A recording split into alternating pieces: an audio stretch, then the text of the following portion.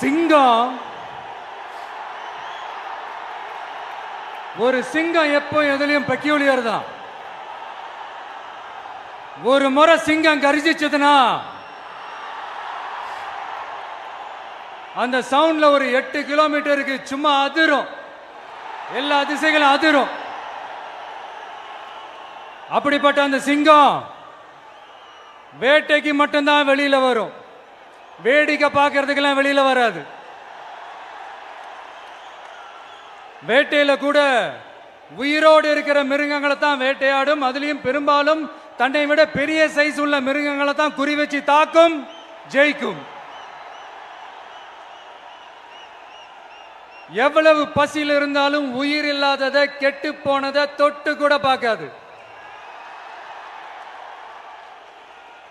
அப்படிப்பட்ட அந்த சிங்கம் அவ்வளவு ஈஸியா எதையும் தொடாது, தொட்டா விடாது. காட்டோட 4 பக்கமும் மார்க்கிங் மை டெரிட்டரின்னு தன்னுடைய பவுண்டரியை தானே வகுக்கும். அப்படிதான் அந்த காட்டையே தன்னோட கண்ட்ரோல்ல வச்சிருக்கும். சிங்கத்துக்கு கூட்டத்தோட இருக்கிறதுக்கும் தெரியும், தனியா இருக்கிறதுக்கும் தெரியும். அப்படியே தனியா வரணும்னு நினைச்சாலும் அஞ்சாம அலட்டிக்காம சும்மா கெத்தா தனியா வந்து அத்தனை பேருக்கும் தண்ணி காட்டும். எப்போ எதுலயும் தன்னோட தனித்தன்மையை இழக்கவே இழக்காது. Yes, a lion is always a lion.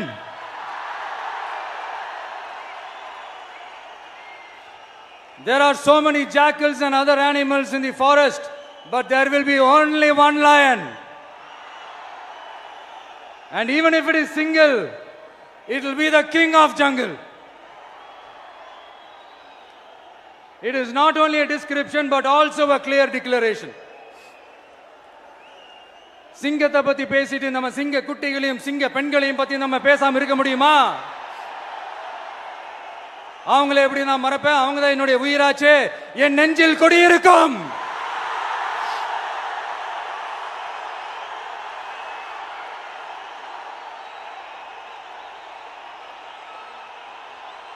என்னுடைய தோழர்களுக்கும் தோழிகளுக்கும்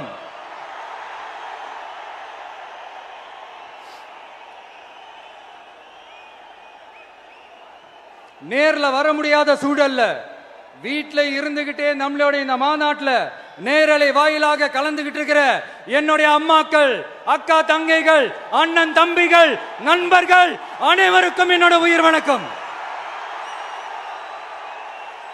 என்னோட உயிர் வணக்கம், என்னோட உயிர் வணக்கம்.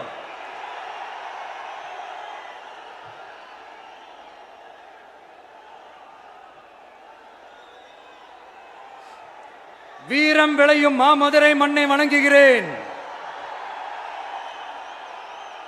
இந்த மதுரைனாலே உடனே ஞாபகத்துக்கு வரது சீறி பாஞ்சி துள்ளி குதிக்கிற யாருக்கும் அடங்காத காளைகள் விளையாடுற அலங்காநல்லூர் ஜல்லிக்கட்டு தான். நம்ம வைகை ஆறு தான். அழகர் ஆத்துல இறங்குற வைபவம், மதுரை மீனாட்சி அம்மன். இந்த மண்ணோட உண்மையான குணம் உணர்வு பூர்வமான மண் இது.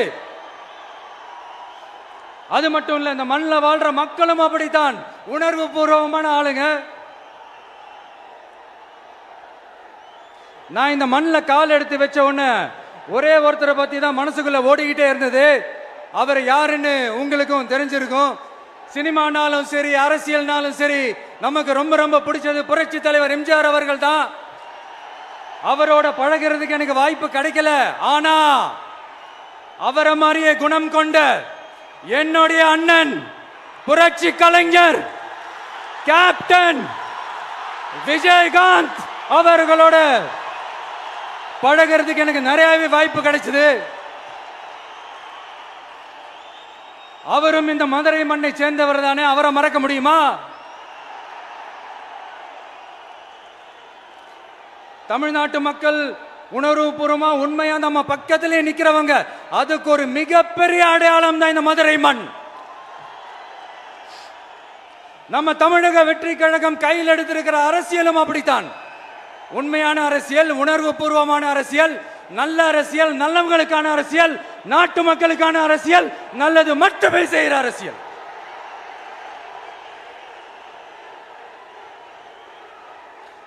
இதோ நம்மளுடைய இந்த இரண்டாவது மாநில மாநாடு வாகை சூடும் வரலாறு திரும்புகிறது. அப்படி இந்த மாநாட்டுக்கு பேர் வச்சிருக்கிறோம். 1967லயும் 1977லயும் நம்ம தமிழக அரசியல் ஒரு மிகப்பெரிய ஆட்சி அதிகார மாற்றங்கள் ஒண்ணு நடந்துச்சு இல்லையா?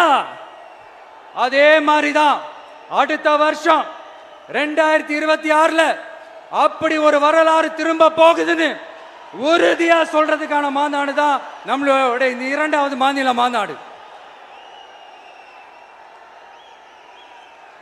விக்கிரவாண்டி வீசாலையில் நம்மளுடைய ஃபர்ஸ்ட் மாநாடு நடத்தணும், வெற்றி கொள்கை திருவிழா. அதுக்கப்புறமே நீங்க பார்த்திருப்பீங்க, தமிழக அரசியல் அந்த தட்ப வெப்பத்தையே மாத்தினுச்சு. நமக்கு எதிராக எத்தனை குரல்கள்.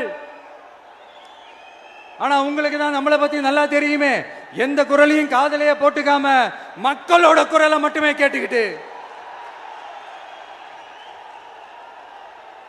நமக்கு எதிராக வர அத்தனை கூக்குரல்களையும் சின்னதா ஒரு சிரிப்போடவே கடந்து வந்திருக்கிறோம்.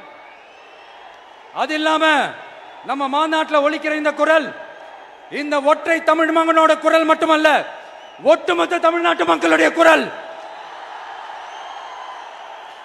தமிழ்நாட்டில் இருக்கிற ஒவ்வொரு வீட்டில இருந்தும் ஒலிக்கிற குரல், ஒட்டுமொத்த உலகெங்கும் வாழும் ஒவ்வொரு தமிழ் வீட்டிலிருந்தும் எழும் குரல். இந்த சினிமா என்கிற மாபெரும் கலை ஆயுதத்தின் வாயிலாக சாதி, மதம், இனம், பாலினம், மொழி கடந்து இந்த நாட்டின் மூளை முடுக்கெங்கும் ரசிகர்களாக இருந்து தோழர்களாக நம்மோடு பயணிக்க துவங்கியுள்ள அனைவரோடும் இணைந்த ஒவ்வொரு மனிதருக்காகவும் ஒலிக்கிற உரிமை குரல். மாநில உரிமைக்காக, பெண் உரிமைக்காக, சமூக நீதிக்காக, சமநீதிக்காக, மதச்சார்பின்மைக்காக உண்மையா ஒலிக்கிற குரல். அதனால் இந்த குரலுக்கு எதிராக இன்னும் இன்னும் எத்தனை குரல்கள் வந்தாலும் ஓங்கி ஒலிக்குமே தவிர ஒரு நாளும் ஓயவே ஓயாது. Yes, it is an unstoppable voice, an unstoppable force.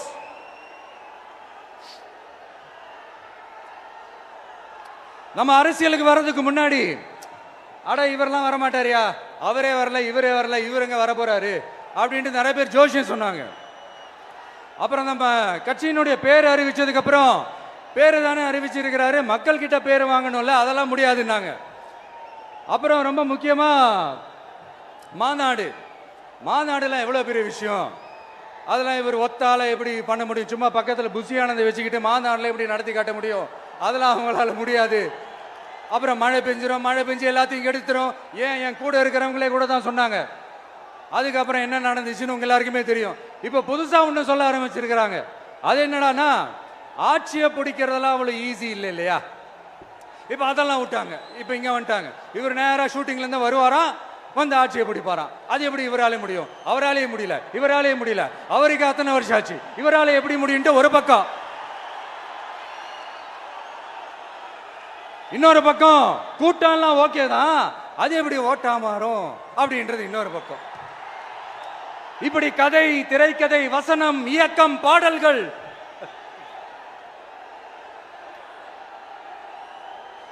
அதனால இந்த அரசியல் ஆய்வாளர்களுக்கு நான் சொல்றதெல்லாம் ஒன்னேதான், நல்லா கேட்டுக்கங்க.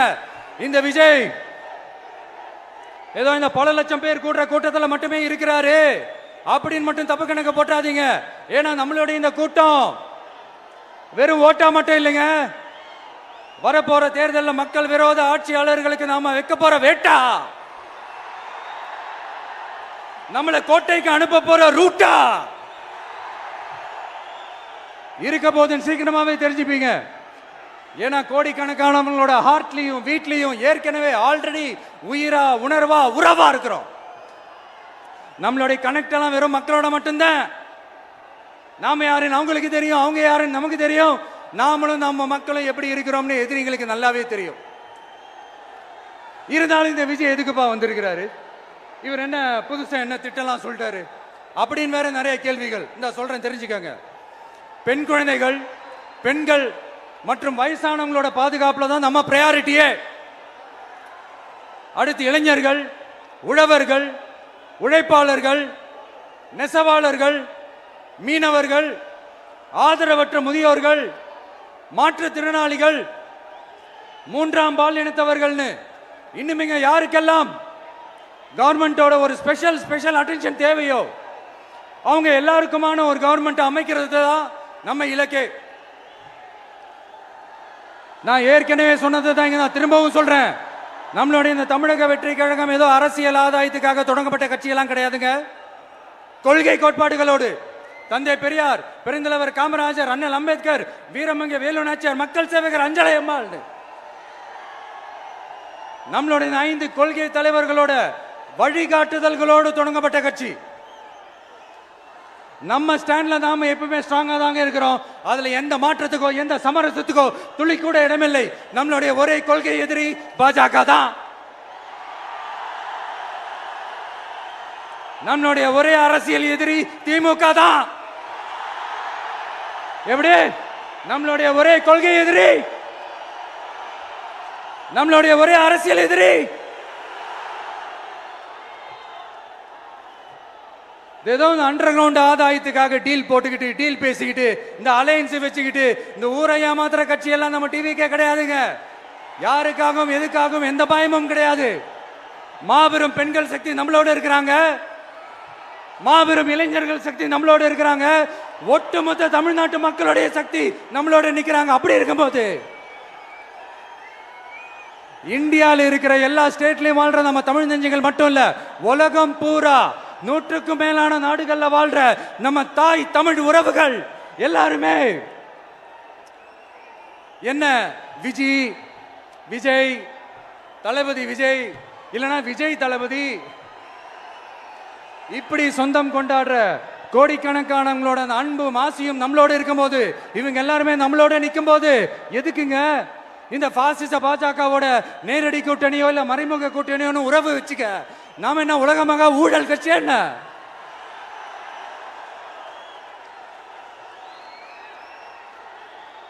நம்மளை பத்தி சின்னதா ஒரு உண்மை ஒண்ணு சொல்லலாமா? என்னடா இவர் வாயால இப்படி சொல்றாருன்ட்டு யாரும் தவறா நினைச்சுக்க வேணாம். ஏன்னா இது ஒரு விதத்துல ஒரு ஃபேக்டும் கூட. அதனாலதான் நான் சொல்லணும்னு ஆசைப்படுறேன். நம்ம யார் தெரியும்ல? நாம எல்லாருமே சொல்றேன். நாம யார் தெரியும்ல? இந்தியாவின் மாபெரும் மக்கள் சக்தி கொண்ட ஒரு மகத்தான வெகுஜன மக்கள் படை.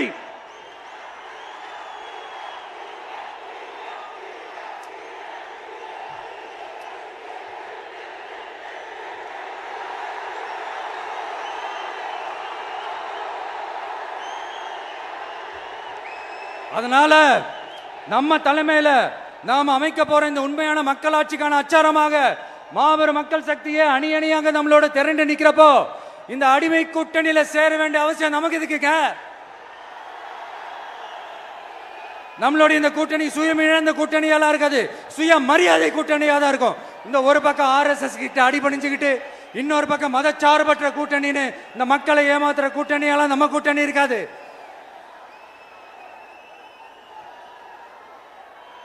நான் இப்பவும் சொல்றேன், நம்மளை நம்பி வர்றவங்களுக்கு ஆட்சியிலும் அதிகாரத்திலும் உறுதியாக பங்களிப்பு செய்யப்படும். உடனே இந்த கேள்விகள்லாம் வரும். அப்ப யாரு கூட்டணி, யாரு வரா, யாரு போறா, இந்த கேள்விகள்லாம் வரும். இந்த கேள்விகளுக்கெல்லாம் ஒரே ஒரு பதில் தான், சஸ்பென்ஸ்ல சஞ்சாரம் செய்யுங்க. ஆனா ஒண்ணு, 2026ல 2 பேருக்கு நடுவுல தான் போட்டியே. ஒன்னு டிவிகே, இன்னொன்னு டிஎம்கே. இந்த போட்டி எப்படி இருக்க போதுன்னா, இந்த அலையன்ஸை வச்சு எப்படியாவது நம்ம தப்பிச்சிடலாம். என்ன இந்த பழைய இந்த மேத்தமேட்டிக்ஸ் அரித்மேட்டிக்ஸ் இதெல்லாம் வச்சு எப்படியாவது நம்ம தப்பிச்சிடலாம் அப்படின்னு நினைக்கிறவங்களோட அந்த கனவு ஒரு நாளும் மைப்படாது. சரி, இப்ப நம்ம வேற ஒரு ஏரியாவுக்கு ஒண்ணு வருவோம். எதிர்காலம் வரும், என் கடமை வரும், இந்த கூட்டத்தின் ஆட்டத்தை ஒழிப்பேன்.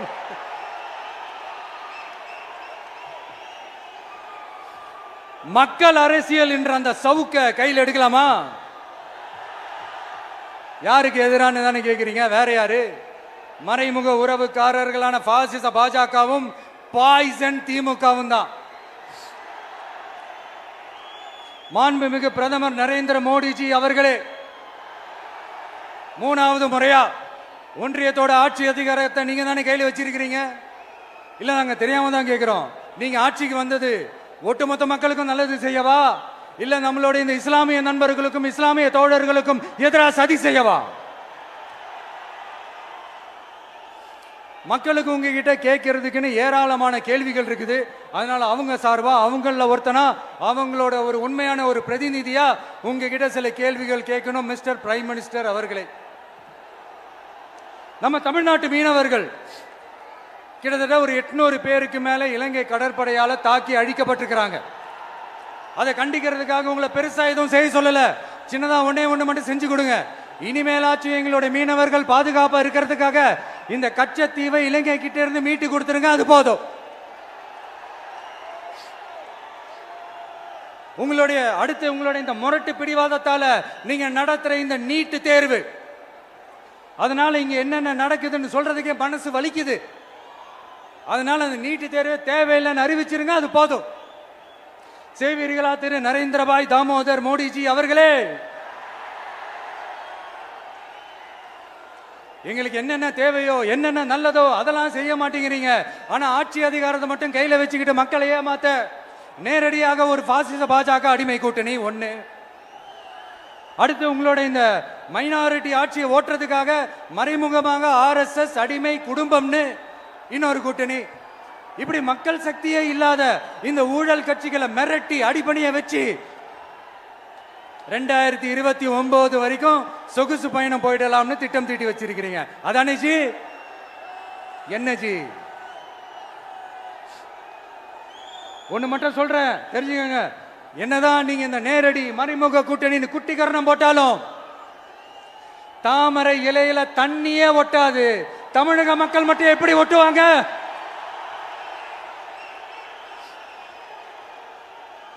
இங்க ஒரு MP சீட்டு கூட தரலன்றதுக்காக தமிழ்நாட்டுக்கும் தமிழ்நாட்டு மக்களுக்கும் எதுவுமே செய்யாம ஓரவஞ்சனை செய்யுது இந்த ஒன்றிய பாஜக அரசு. சங்கம் வச்சு தமிழ் வளர்த்த மண் இந்த மதுரை மண். அதனால இங்க அந்த கீழடியில கிடைச்ச ஆதாரங்களை எல்லாம் மறைச்சிட்டு எங்க நாகரிகத்தையும் எங்க வரலாறையும் அழிக்கிறதுக்காக உள்ளடி வேலை செய்யலாம்னு நினைக்கிறீங்க. தமிழ்நாட்டை தொட்ட என்ன நடக்கும் நீங்க பல உதாரணங்கள் இருக்குது. அதனால இதையெல்லாம் மறைச்சிட்டு எங்க மக்களை ஏமாத்திடலாம்னு மட்டும் நினைக்காதீங்க. மத நல்லிணக்கத்திற்கு பெயர் பெற்ற இந்த மதுரை மண்ணிலிருந்து சொல்றேன், உங்க எண்ணம் எல்லாம் ஒரு நாளும் ஈடேறாது.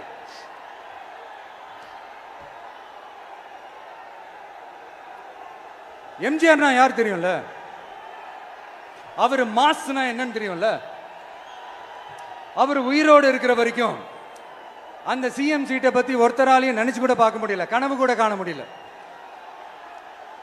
எப்படியாவது அந்த சிஎம் சீட்டை என்கிட்ட கொடுத்துருங்க, என் நண்பர் எம்ஜிஆர் திரும்ப வந்ததுக்கு அப்புறம் நான் திருப்பி கொடுத்துறேன்னு தன்னோட எதிரியை கூட மக்கள் கிட்ட கெஞ்ச வச்சவர் எம்ஜிஆர். எப்படி கெஞ்ச வச்சவர்? அதனால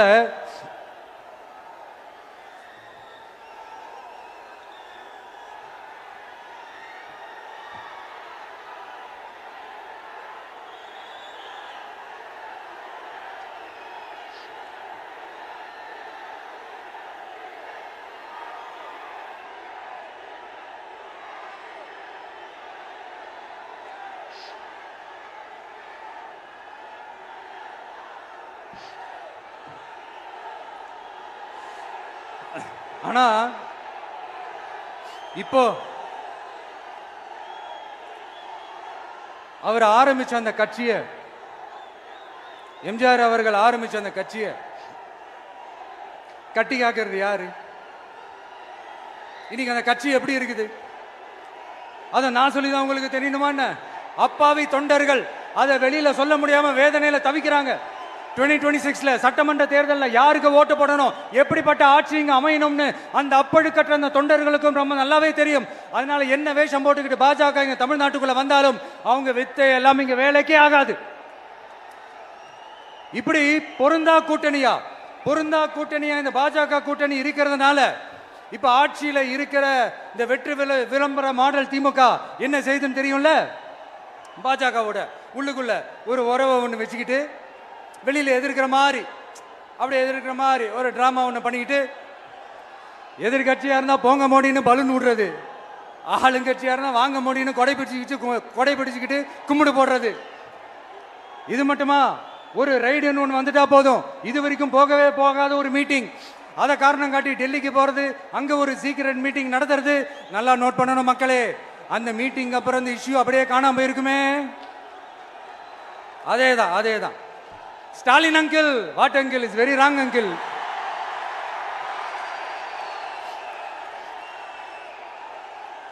இப்படி தமிழ்நாட்டில் இப்ப நடக்கிற இந்த ஆட்சியினுடைய லட்சணத்தை பார்த்துக்கிட்டு நாம எப்படி சும்மா இருக்க முடியும்? ஒரு தவறு செய்தால், அதை தெரிந்து செய்தால், அவர் கபட நாடக மு.க. ஸ்டாலின் அங்கிளாகவே இருந்தாலும், அங்கிள் உங்களுக்கு மனசாட்சின்னு ஒன்று இருந்துச்சுன்னா நாங்க கேட்கிற கேள்விகளுக்கு மட்டும் கொஞ்சம் பதில் சொல்லுங்க அங்கிள். நீங்க நடத்துற இந்த ஆட்சியில நேர்மை இருக்கா? நியாயம் இருக்கா? ஊழல் இல்லாம இருக்கா? சட்டம் ஒழுங்கு சரியா இருக்கா? பெண்களுக்கு பாதுகாப்பு இருக்கா? பொதுமக்களுக்கு பாதுகாப்பு இருக்கா? இயற்கை வளங்களுக்கு பாதுகாப்பு இருக்கா? சொல்லுங்க மை டியர் அங்கிள், சொல்லுங்க. டாஸ்மாக்ல மட்டுமே இது வரைக்கும் 1000 கோடிக்கு மேல ஊழல்னு சொல்றாங்க. அதுல மட்டுமா தப்பு நடக்குது? வேற எதுல தான் நடக்கல? உலகத்திலே மிஸ்டர் கிளீன் ரெக்கார்ட்ஸ் எல்லாம் உங்களுக்கும் உங்க கூட இருக்கிறவங்களுக்கும் மட்டும்தான் அங்கிள் கொடுக்கணும். இதை பார்த்து வாயே இல்லாத ஊரு கூட வயிறு வலிக்கு சிரிக்குது. பெண்களுக்கு 1000 ரூபாய் கொடுத்துட்டீங்கன்னா போதுமா அங்கிள்? அப்படியே அது மூடி மறைச்சிடலான்னு பாக்குறீங்களா? படிக்கிற இடத்துல, வேலைக்கு போற இடத்துல, வெளியில போற இடத்துலன்னு அவங்களுக்கு பாதுகாப்பே இல்லைன்னு ஒட்டுமொத்த பெண்களும் கதறாங்க. அந்த கதறல் சத்தம் ஏதாவது உங்க காதுல கேக்குதா அங்கிள்? இதுல வேற உங்க அப்பான்னு கூப்பிடுறாங்கன்னு வேற சொல்றீங்க. What is this uncle? Is very very wrong uncle, is very very wrong. பெண்களுக்கு மட்டுமா பொய் வாக்குறுதி கொடுத்து ஏமாத்துறீங்க? அரசு ஊழியர்கள், ஆசிரியர்களை ஏமாத்துறீங்க, விவசாயிகளை ஏமாத்துறீங்க, பரந்தூர்ல பாதிப்பே வராதுன்னு சொல்லி ஏமாத்துறீங்க, மீனவர்களை ஏமாத்துறீங்க, போதைப் பொருள் கலாச்சாரத்தை ஒழிக்காம ஏமாத்துறீங்க. ஐயோ, very very first uncle, very very first. எப்படி கேட்டாலும் இவங்க கிட்ட இருந்து எந்த பதிலும் வரப்போறதில்லை. ஏன்னா இருந்தா தானே.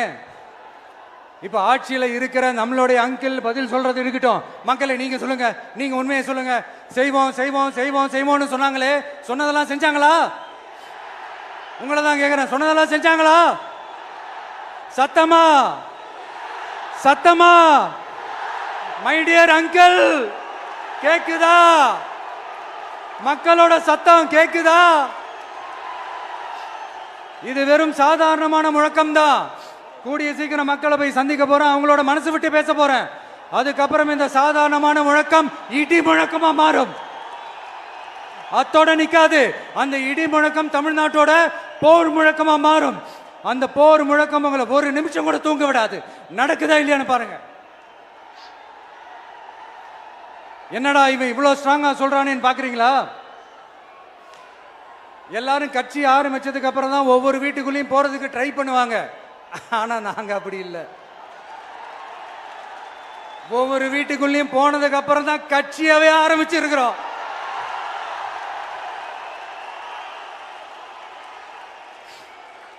அதனால ஒட்டுமொத்தமா எல்லாருமா சேர்ந்து இந்த திமுக ஆட்சிய, கபட நாடக திமுக ஆட்சிய 2026 தேர்தலில் வீட்டுக்கு அனுப்புறோம். வீட்டுக்கு அனுப்புறோம். என்ன நண்பா, சரிதானே? என்ன நண்பி, செய்வீர்கள் தானே?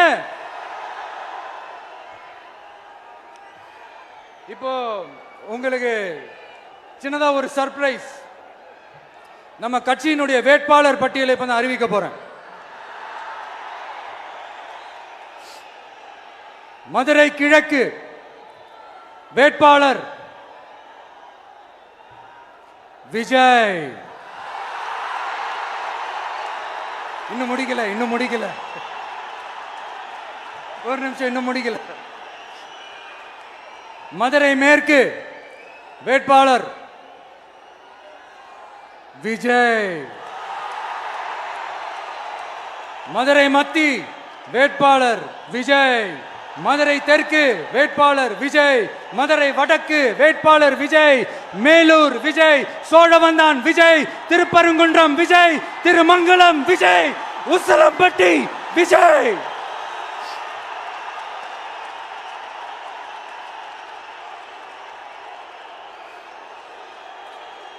என்னடா எல்லா தொகுதியிலையும் ஒரே வேட்பாளர்னு பாக்குறீங்களா? 234 தொகுதியிலையும் இந்த விஜய் தான், அதாவது உங்க விஜய் தான் உங்க சின்னம். இன்னும் சிம்பிளா சொல்லணும்னா உங்க வீட்டில் இருக்கிற ஒருத்தர் தான் வேட்பாளரா நிக்க போறாங்க. அந்த வேட்பாளரும் நானும் வேறு வேறு இல்லை. நீங்க அவருக்கு ஓட்டு போட்டீங்கன்னா எனக்கு ஓட்டு போட்ட மாதிரி, இந்த முகத்துக்காக நீங்க ஓட்டு போட்டீங்கன்னா உங்க வீட்டில் இருக்கிற உங்களுடைய வேட்பாளர் ஜெயிச்ச மாதிரி.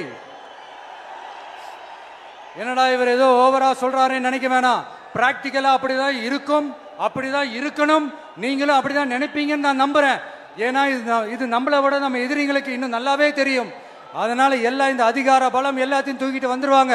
வரட்டும், பாத்துக்கலாம். TVK will take it, TVK will meet it, TVK will compete with it and TVK will conquer it, TVK will conquer it.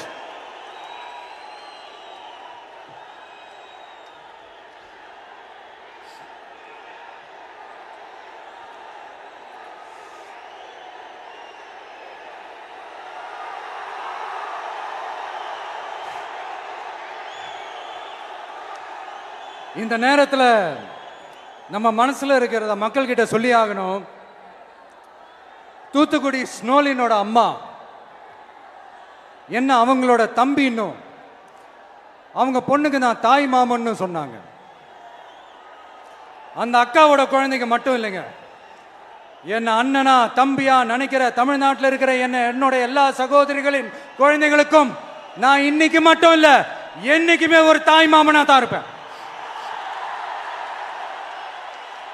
நீங்க எல்லாரும் என்னுடைய ரத்த உறவு, கூட பிறந்த பொறுப்பு.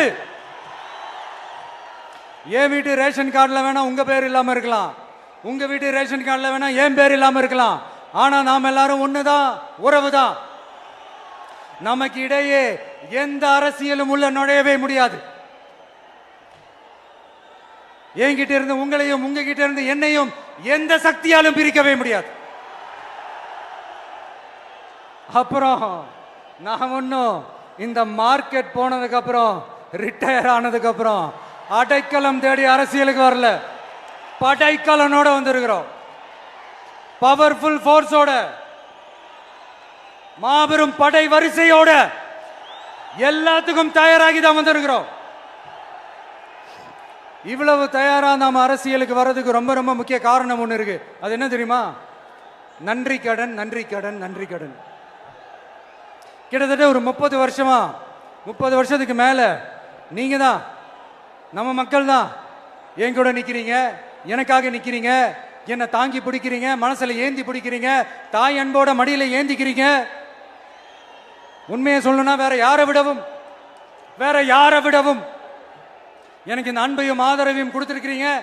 என் மேல உயிரையே வச்சிருக்கிறீங்க. என்ன உங்க வீட்டுல ஒருத்தனாவே ஆக்கிட்டீங்க. நீங்க எனக்கு கடவுள் கொடுத்த வரம்.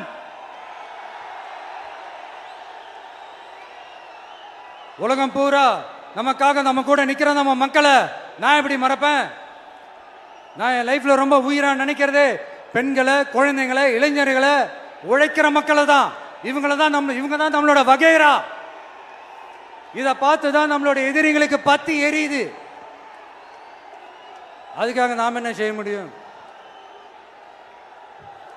அதனால நம்ம உறவுகளை, சொந்தத்தை, வகைராவை யாருக்காகவும் எதுக்காகவும் விட்டு கொடுக்க முடியாது இல்லையா? Here at this moment among this August gathering, I want to open my heart and say I enjoy people,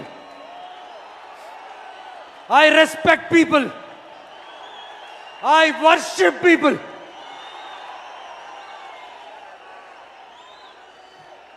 சரிப்பா, இவ்வளவு செஞ்ச நம்ம மக்களுக்கு நன்றி கடனா உன்னால முழுமையா செலுத்த முடியுமான்னு கேட்டா சத்தியமா சொல்றேன், என்னால முடியாதுதான். இன்னும் எத்தனை ஜென்மம் எடுத்தாலும் அந்த நன்றி கடனை என்னால தீர்க்கவே முடியாது. அப்புறம் என்ன மானாவுக்கடா நீ வந்திருக்க தானே கேக்குறீங்க? மைண்ட் வாய்ஸ் கேட்ட மாதிரி இருந்தது. வாழ்நாள் முழுக்க நம்ம மக்களுக்காக ஆதரவா துணையா நிக்கிறத தவிர, அவங்களுக்காக உழைக்கிறத தவிர எனக்கு வேற எந்த எண்ணமும் இல்லை. எனக்கு இப்ப வேற வேலையும் இல்லை. இனிமே எனக்கு இதுதான் என் வேலையே, என் கடன் இனி என் மக்களுக்கு பணி செய்து கிடப்பதே. இப்படியா ஹார்ட் டு ஹார்ட் யதார்த்தமா பேசிய பழகிட்டோம். இதுக்கு மேலேயும் எனக்கும் மக்களுக்கும் இடையே இருக்கிற அந்த உறவை பத்தி நான் பேச ஆரம்பிச்சேன்னா ஒரு மாதிரி எமோஷனல் ஆகிடுவேன். அப்புறம் அதை கண்ட்ரோல் பண்ணுறது ரொம்ப கஷ்டம். அதனால என்னை மனசார நேசிக்கிற நம்ம மக்களுக்கு ஒன்றே ஒன்று சொல்றேன். இந்த விஜய் உங்க விஜய், உங்களுக்கான விஜய், உங்களுக்காக மட்டுமே இருக்கிற விஜய். உங்க கூட நிக்க, உங்களுக்காக நிக்க, உண்மையா நிக்க, உணர்வோட நிக்க, உறுதியா நிக்க, உங்க கூட பேச, உங்களுக்காக பேச, உண்மையா பேச, உணர்வோட பேச, உறுதியா பேச, உங்களுக்காக சேவை செய்ய உங்க விஜய் நான் வர.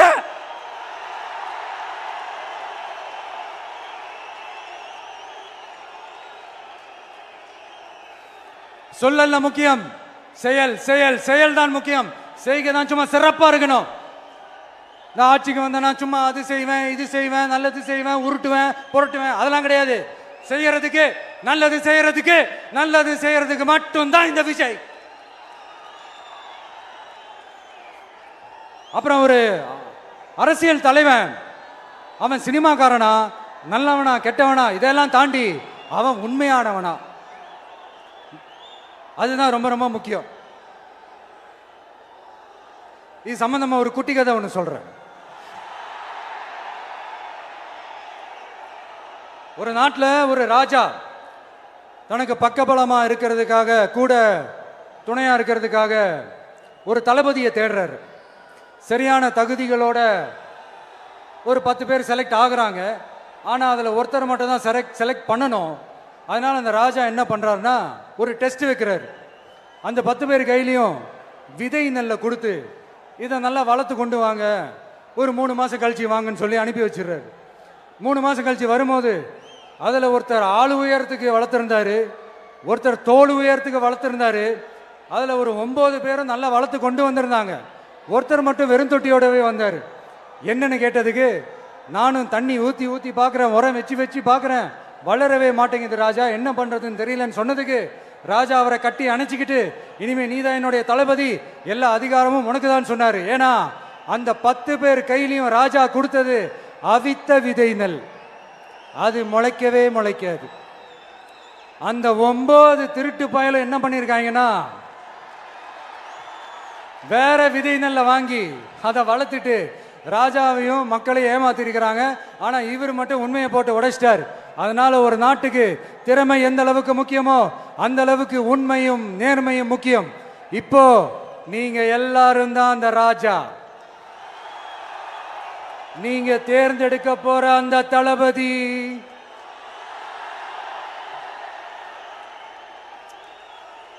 சும்மா சினிமாக்காரன் சினிமாக்காரன் சினிமாக்காரன். அம்பேத்கர் அவர்களை தோக்கடிச்சது சினிமாக்காரன் இல்ல, அரசியல்வாதி. காமராஜர் அவர்களை தோக்கடிச்சது, இங்க விருதுநகர் பகுதியில் தோக்கடிச்சது சினிமாக்காரன் இல்ல, இன்னொரு அரசியல்வாதி. இன்னைக்கும் நம்ம கூட வாழ்ந்துட்டு இருக்கிற நல்ல கண்ணு ஐயாவை தோக்கடிச்சது சினிமாக்காரன் இல்ல, அரசியல்வாதி. இப்படிப்பட்ட நல்ல நல்ல தலைவர்களை எதிர்த்து நின்று தோக்கடிக்கணும்னு அந்த எண்ணத்தை உருவாக்குனது சினிமாக்காரன் இல்ல, அரசியல்வாதி.